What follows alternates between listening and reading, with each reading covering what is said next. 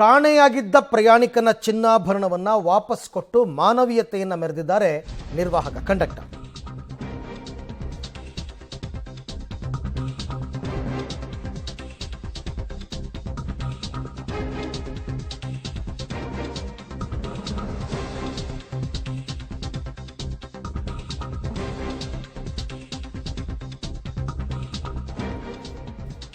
ಕಾಣೆಯಾಗಿದ್ದ ಪ್ರಯಾಣಿಕನ ಚಿನ್ನಾಭರಣವನ್ನು ಮರಳಿಸಿದ್ದಾರೆ conductor.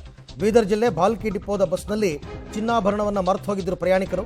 ಬಸ್ನಲ್ಲಿ ಪ್ರಯಾಣ ಮಾಡ್ತಾ ಇದ್ದ ವೇಳೆ 3 ಲಕ್ಷ ಮೌಲ್ಯದ ಚಿನ್ನಾಭರಣವನ್ನು ಕಳ್ಕೊಂಡಿದ್ರು ಮಹಮ್ಮದ್ ಅನ್ನೋ ವ್ಯಕ್ತಿ. ಭಾಲ್ಕಿ ನಿಲ್ದಾಣದಿಂದ ಪ್ರಯಾಣ ಬೆಳೆಸಿದ ವೇಳೆ ಚಿನ್ನಾಭರಣ ಬಸ್ನಲ್ಲೇ ಮರೆತು ಹೋಗಿದ್ರು. ಆದರೆ ಚಿನ್ನಾಭರಣ ನೆನಪಾದಾಗ ಬಸ್ ನಿಲ್ದಾಣಕ್ಕೆ ವಾಪಸ್ ಆಗ್ತಾರೆ ಮಹಮ್ಮದ್. ಆಗ ಮಹಮ್ಮದ್ಗೆ ಚಿನ್ನಾಭರಣವನ್ನು ನಿರ್ವಾಹಕ ಪ್ರಕಾಶ್ ಅವರು ಮರಳಿಸ್ತಾರೆ.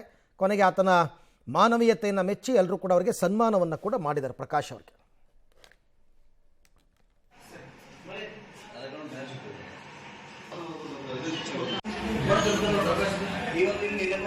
ಹೈದರಾಬಾದ್ ನೀಲಂಗ ಬಂದ